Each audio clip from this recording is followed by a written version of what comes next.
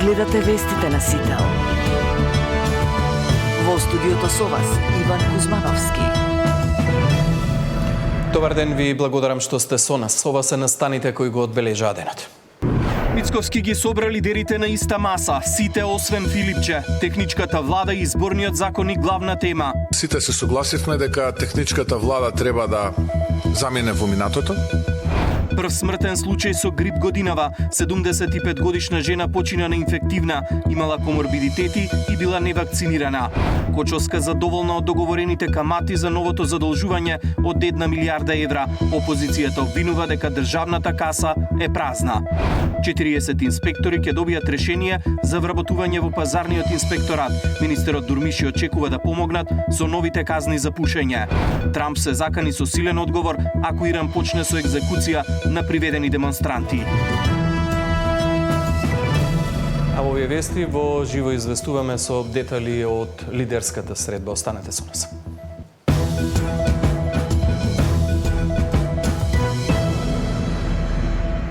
Мицковски успеа да ги седне на иста маса лидерите на најголемите политички партии кои имаат свои пратенички групи во собранието. Не се појави само Венко Филипче. Речиси 3 часа разговара за според нив најважните теми. Што се е разговарано и дали има договор за нешто, дознаваме од колегата Александар Спасовски. Александар, каков исходот од лидерската средба?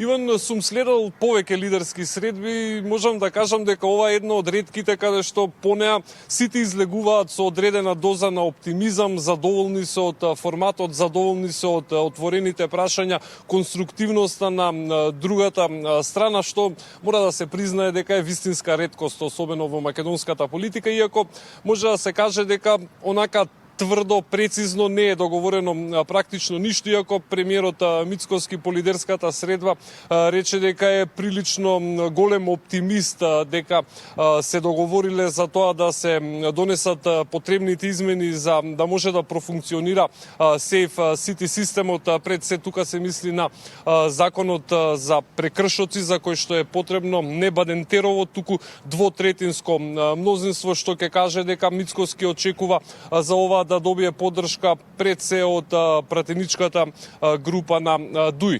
Во останатите делови Мицковски рече дека сите кои што биле присутни на денешната лидерска средба се согласиле дека е потребно да се укине техничката влада, меѓутоа како што кажа и тој не целта е да се преку до ова укинување да се дојде по пат на консензус кој што во овој момент не постои, бидејќи социјалдемократите и не дојдоа на лидерската средба, испратија и јасен став дека се против укинувањето на пржинската влада и од тука Мицковски вели дека таа секако би се укинала, но останува да се дебатира околу тоа дали таа да се укине веднаш, односно да немаме веќе пржинска влада уште со наредните избори или пак наредните избори да поминат во оној формат кој што и претходно го имавме со пржинска влада и тоа да бидат последните избори во кои што пржинска влада би ги организирала. Секако, како што каже и тој самиот, се тоа зависи од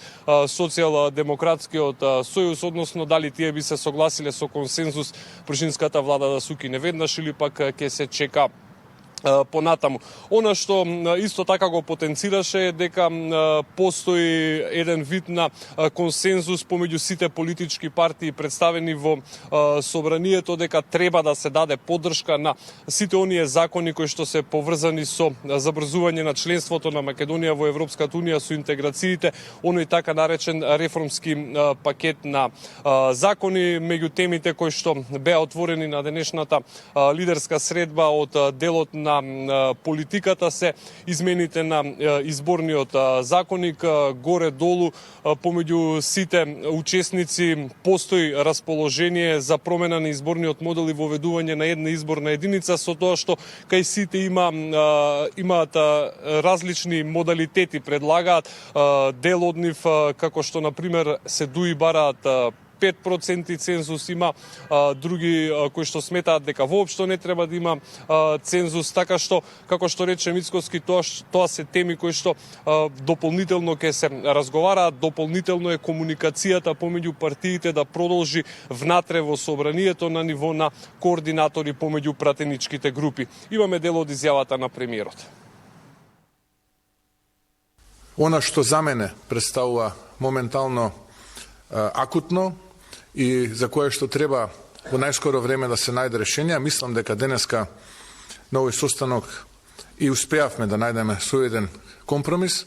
Тоа е законот за прекршоци, за да може Safe City или безбеден град да започне да функционира од 1 февруари од оваа година, онака како што е планирано, со носењето на овој закон, кој што ќе повторам е двотретински, за истиот не е потребно Бадентерово мнозинство, туку е двотретински закон. Мислам дека сите представници денеска се согласивме. За техничката влада, сите денеска присутни се согласивме. Имаше сугестија од еден од присутните да се направи консултација со меѓународната заедница, но генерално сите се согласивме дека техничката влада треба да замине во минатото. Мислам дека треба да покажеме одговорност и пред меѓународната заедница, дека сами можеме да носиме зрели одлуки.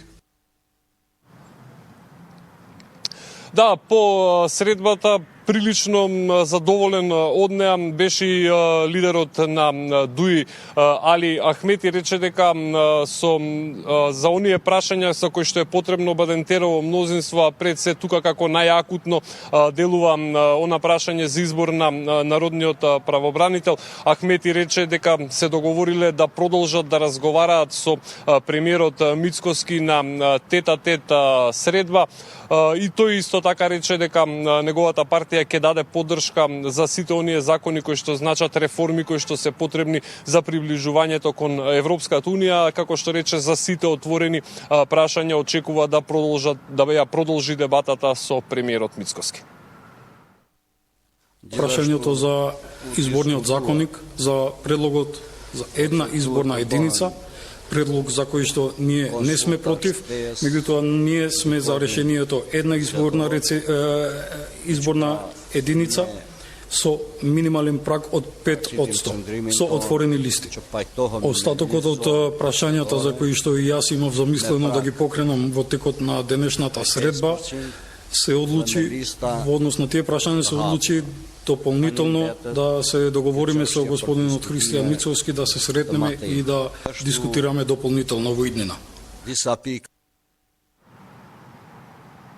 Да, на денешната лидерска средба присуствува и представниците на Левица и самиот Апасиев не криеше дека, како што и се пошегува на самиот почеток на лидерската, дека има трема, меѓутоа по лидерската рече дека прилично е изненаден од конструктивноста која што ја забележала, рече дека биле отворени повеќе прашања, дека тие дале повеќе предлози, дел од нив биле прифатени, дел од нив не биле прифатени, меѓутоа како што рече ја поздрави конструктивноста и се надева дека на овој начин би можеле да се најдат решенија за повеќе отворени прашања. Начелно е договорено до крајот на пролетта, значи некаде јуни месец да се донесе нов изборен законник. Се дискутираше за модалитетите. Една изборна единица со или без изборен цензус, отворени или затворени листи, и комуникацијата ќе продолжи на ниво на координатори на пратенички групи во собранието со некои од министрите во влада. Следно, кое што Левица го отвори како прашање е обештетување на семејствата на жртвите од Кочани, за кое што не се најде на слух.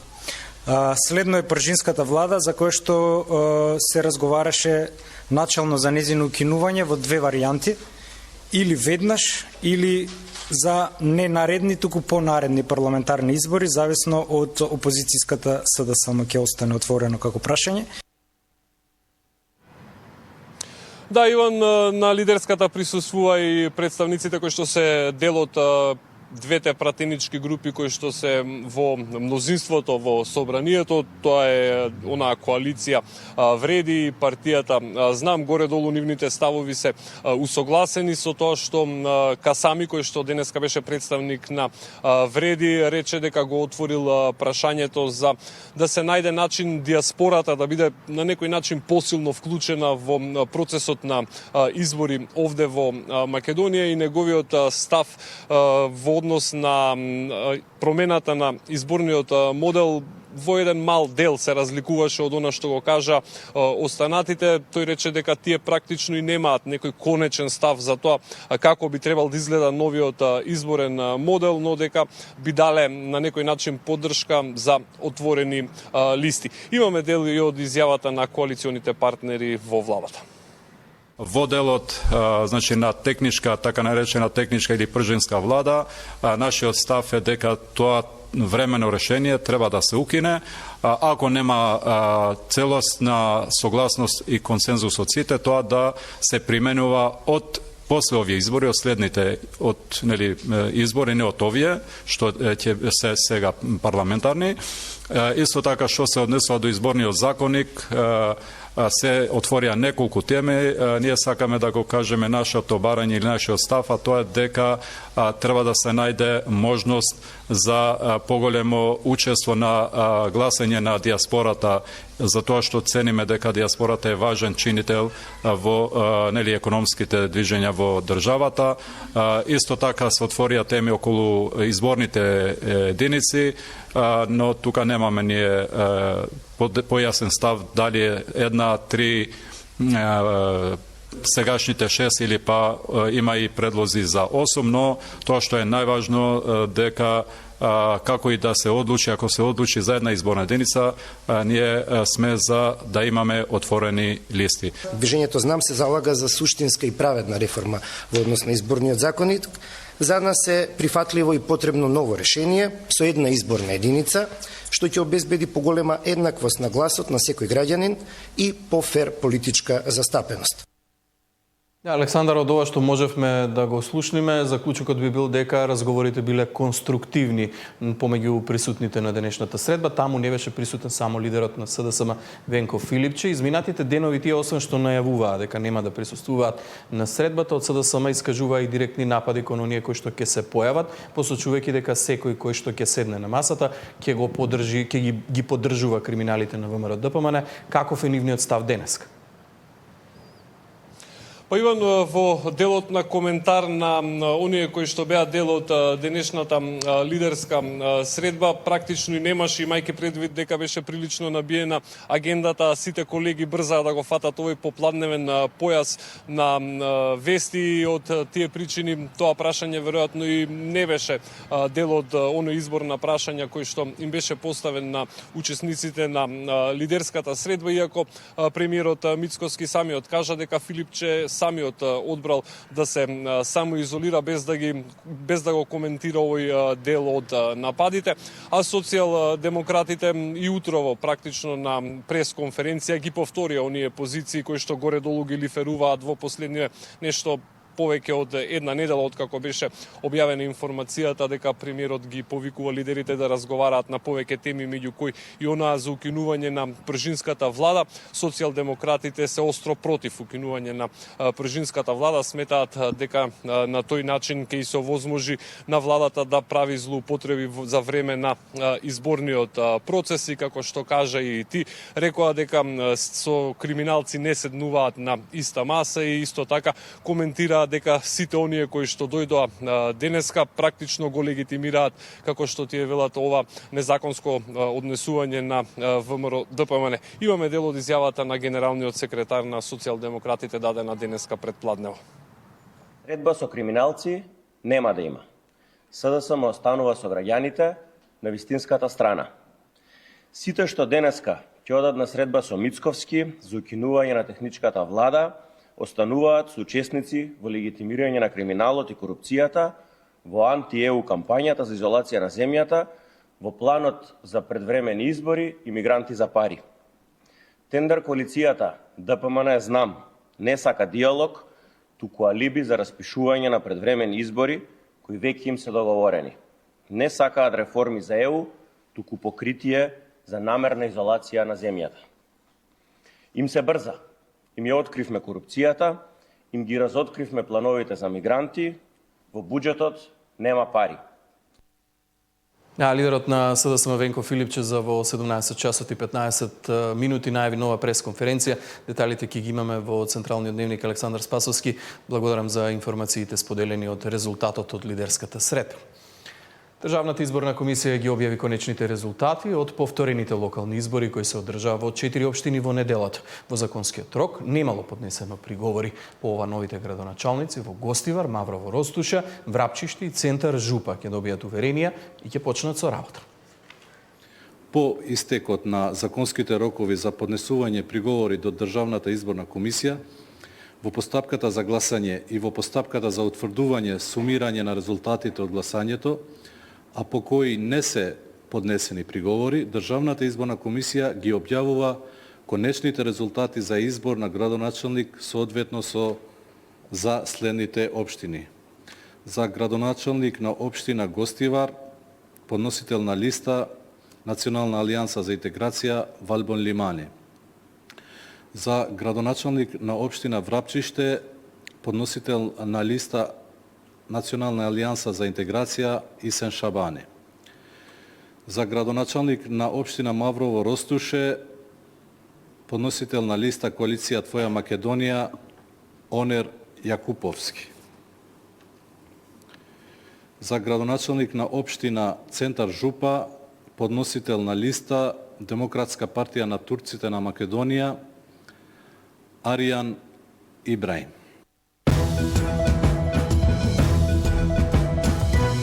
Каква порака праќа исходот од лидерската средба, што ќе донесе меѓулидерскиот диалог, на чија штета е отсуството на СДСМ? Анализа во тема на денот со Петар Арсовски.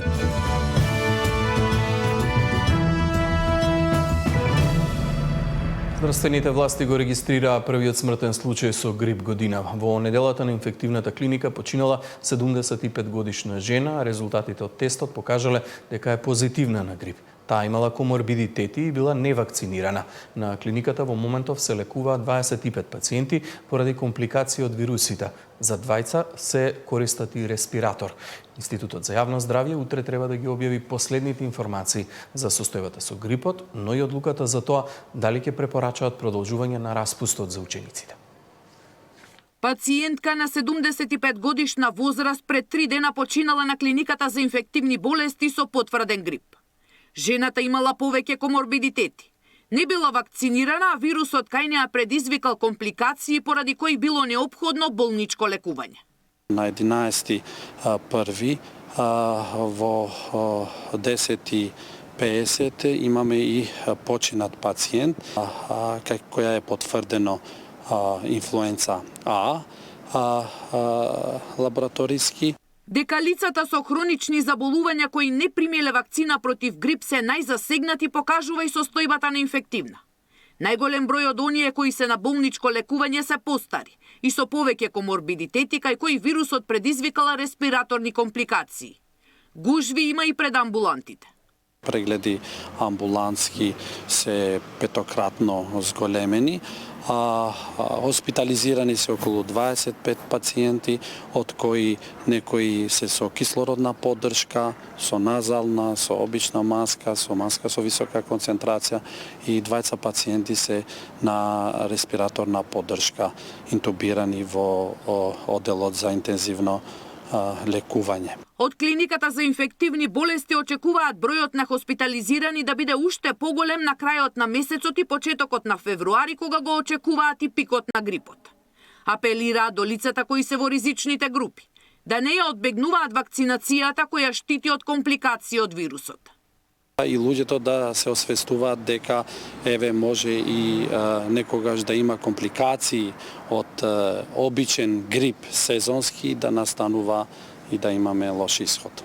Освен повозрастните со коморбидитети, на удар на вирусот се и децата. Клиниката во Козле и за детски болести се полни со пациенти и тоа од бебиња до 18 годишни, кои имаат влошени пневмонии, обструкции и дехидратација. Бројот на заболени расте, но дали ќе има пролонгирање на стартот на второто полугодие, ќе покаже утрешниот извештај на Институтот за јавно здравје. Сања Димитровска, Сител телевизија. Кочовска задоволна од договорените камати за новото задолжување од 1 милијарда евра. Опозицијата обвинува дека државната каса е празна. 40 инспектори ќе добијат решение за вработување во пазарниот инспекторат. Министерот Дурмиши очекува да помогнат со новите казни за пушење.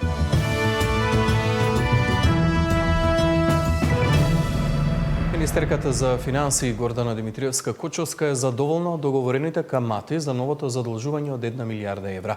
Таа ја уверува јавноста дека договорот е добар. За опозицијата пак одлуката за ново задолжување е потврда на нивните информации дека државната каса е празна. Задолжувањето од милиарда евра со двете нови еврообврзници постепено ќе го стабилизира јавниот долг и ќе овозможи стабилност во сервисирање на обврските. Министерката Кочовска е задоволна што интересот од инвеститорите бил огромен. Понуда имало за 4 милиарди евра. И затоа постигнатата камата е ниска. За првата, чиј рок на враќање е 4 години, каматата изнесува 3,87, додека за втората, со рочност од 8 години, 4,75%. Парите ќе се искористат за враќање стари долгови, кои годинава изнесуваат 1,5 милиарда евра. Мајќи ги предвид актуелното високо ниво на еуриборот, овие услови представуваат најконкурентна цена на задолжувањето што државата ја има постигната во последните 2 децении. Во 2026 година вкупните обврски за отплата на домашниот и меѓународниот пазар изнесуваат околу 1 милиарда 563 милиони евра плюс обврзниците на домашниот пазар кои што заспеваат и се со рочност до 1 година. Во 2027 година 1 милиарда 579 милиони евра плюс повторно износот на државни харти од вредност кои доспеваат. Или вкупно за 5 години, без оние кои што доспеваат вообичаено и се 12 месечни државни харти од вредност, вкупниот износ кој што доспева е 8 милиарди 804 милиони евра. За опозицијската СДСМ пак, задолжувањето е признание од власта дека државата нема пари за функционирање. Наместо да ја признаат дупката во буџетот, тие новото задолжување го објавуваат како успех на Министерството за финансии за пласирање на еврообврзниците и како триумф на економијата. Во моментот кога владата се фали со импресивната побарувачка од над 4 милиарди евра за 10-тата еврообврзница во износ од милиарда евра, вреди да се подсетиме дека ова не е приказна за успех, туку за нужда. Што тоа значи за граѓаните? Повеќе долгови значат поголеми камати, помалку средства за социјални програми, здравство и образование и поголем ризик од криза ако глобалните каматни стапки пораснат. Инаку министерката Кочовска вели дека вкупно за враќање на сите обврски годинава, вклучувајќи ги и 12-месечните државни записи, сумата ќе достигне 2,5 милиарди евра. Пари ќе се бараат на меѓународниот пазар, или со нова еврообврзница, или со кредит од странска банка, и тоа уште во првото 3-месече годинава. Наташа Мерсовска, Сител телевизија. Во тек е обука на 40 нови инспектори кои ќе добијат решение за работа во Државниот пазарен инспекторат. Министерот за економија очекува да помогнат во контролите и пишувањето казни за новиот закон за заштита од пушење. Во моментот во Државниот пазарен инспекторат работат 129 инспектори. 129 пазарни инспектори контролираат над 40 закони низ цела Македонија. Така пишува во полугодишниот извештај на ДПИ за првото полугодие лани. Новиот закон за пушење ќе им биде уште една обврска плюс. Иако за него надлежни ќе бидат повеќе институции, пазарните инспектори ќе ги надгледуваат угостителските објекти. Министерот за економија често знае да ги пофали дека биле вредни и направиле многу проверки, а поретко се зборува дека им требаат нови колеги. Дурмиши уверува дека се работи на тоа прашање. Веќе се обучувале околу 40 нови работници. Минатата година отворивме нови работни места за Државен пазарен инспекторат, но знаете дека на нив им треба менторство, им треба обучавање една година за да може да бидат инспектор. Почната е постапката од минатата година, тие веќе се ставени нови луѓе, нови кадри кои до средина на оваа година претпоставувам дека тие ќе ги исполнат условите за да бидат инспектори. Дали ќе има потреба од ново засилување? Дурмиши вели дека ќе се види откако ќе почнат со работа оние што сега се подготвуваат. А во меѓувреме, инспекторите продолжуваат со засилените контроли на цените и според Дурмиши, поради тоа немало драстично поскапување. Мислам дека веќе знаат и ја видат ситуацијата дека не е како порано и има повеќе контрола и почна да работат како што треба. Дека е потребно зајакнување на кадровските капацитети на Државниот пазарен инспекторат, констатираше и Европската комисија во ланскиот извештај за напредокот на Македонија. Мартин Арсов, Сител телевизија. Правата за јавни приходи ги демантираше информациите дека се укинува мерката Мој ДДВ од Министерството за финансии, пак велат дека за спроведување на мерката веќе биле предвидени средства во буџетот. Каков извештај или некаква информација да добиеме во Министерството за финансии до овој момент нема, ниту пак сме разговарале воопшто на тема дека ќе го менуваме законот или воопшто ќе дискутираме околу Мој ДДВ, така што не можам да кажам дека ќе има било какви промени. Туку напротив, сето останува како што беше и до сега.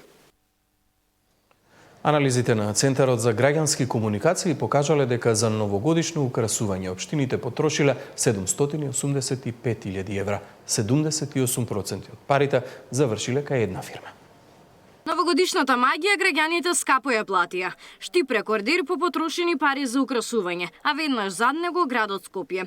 Истражувањето на Центарот за граѓански комуникации покажува дека граѓаните на Штип најскапо платиле 111 денари по жител, вкупно 81.000 евра. Второто место го држи Ѓоргиевски, кој за украсување потрошил скоро 70.000 евра. Доколку кон трошоците за украсување на градот Скопје се додадат и трошоците од другите скопски општини, Центар, Чаир, Бутел, Газибаба, Ѓорче Петров и Карпош, произлегува дека во Скопје за украсувањето за дочек на новата година се потрошени скоро 285.000 евра. Ова е повеќе од 1/3 од сите пари потрошени за украсување во земјава. Некои потрошиле доста пари, некои воопшто не потрошиле, односно не направиле вакво украсување, така што гледаме една невоедначеност меѓу општините. Оно индикатор кој што може да ни покаже од прилика кој колку потрошил е секако според бројот на жители и тука неприкосновен и по апсолутен износ и по трошоци по жител е општина Штип. Интересен е моментот што една фирма добила скоро 80% од тендерите. Од вкупно склучените 32 договори за украсување на единиците на локалната самоуправа, дури 15 се со Link Media Plus. Нова фирма општините искеширале над 615.000 евра народни пари. Истражувањето покажува дека тендерите за новогодишното украсување се спроведувани главно без конкуренција. 81% од тендерите се со една понуда, а 78% од вкупната ова сума 780.000 евра, да кажам, припаднала само на една фирма, значи имаме и висока концентрација. Овие тендери се распишуваат доцна во годината, крај на ноември, декември, се подпишуваат договорите доцна во декември, во втората половина на декември, во околу 15 декември, што значи дека не се остава многу простор на нови фирми. Најмалку пари за украсување, односно помалку од 10.000 евра, потрошиле општините Неготино, Куманово, Ресен, Доиран, Свети Николе, Градско, Демир Капија. Дел од локалните самоуправи, вкупно 6, ја продолжили и својата пракса на неажурност, односно на времено не ги доставили известувањата за склучените договори, иако законскиот рок е само 10 дена по склучување на договорите. Основа за пресметка на трошењата на општините за новогодишно украсување се податоците преземени од електронскиот систем за јавни набавки. Во истражувањето се вклучени сите единици на локалната самоуправа кои имале ваков вид на набавка во 2025 година. Габриела Лескова, Сител телевизија. Почна да тече рокот за избор на нов државен јавен обвинител, откако во понеделникот Собранието го објави огласот. Собранието го објави огласот за избор на нов државен јавен обвинител. Од понеделникот почна да тече 15-дневниот рок во кој заинтересираните ќе можат да ги поднесат документите. На огласот може да се пријават јавни обвинители со најмалку 10 години работно искуство или судии од областа на кривичното право. Граѓанските организации кои ги следат состојбите во правосудството сметаат дека идниот обвинител треба да ја зголеми довербата која сега граѓаните ја имаат во институцијата. Дополнително, приоритет да добијат и предметите за висока корупција. Да даде приоритет на оние предмети кои што се од стратешко значење. Кога зборам од стратешко значење, пред се тука мислам на предметите кои што се однесуваат на високата корупција, односно каде што се вклучени јавни функционери, со цел истите да имаат поголемо општествено значење, односно да предизвикаат поголем број на поместување во делот на борбата против корупција во јавно. Изборот на нов републички обвинител следи по оставката на Љупчо Коцевски, кој функцијата ја напушти непосредно пред собраниската седница за негово разрешување. Во меѓувреме, нов шеф треба да добие и Скопското јавно обвинителство. Изборот е закажан за вторник, а во трка се 5 кандидати. За раководното место во ОЈО Скопје конкурирал и се уште актуелниот обвинител Гаврил Бубевски, чиј мандат завршува во недела на 18 јануари. На огласот се пријавени уште 4 од скопското обвинителство: Тања Трајчевска, Анел Фидоски, Дејан Петрески и Спасенка Андонова. Инаку, додека тече постапката за избор на наследник на Коцевски, со републичкото обвинителство раководи Анита Тополова Исајловска, која има 6-месечен мандат како вршител на должност. Зоран Јаневски, Сител телевизија. Во тема на денот вечерва правиме анализа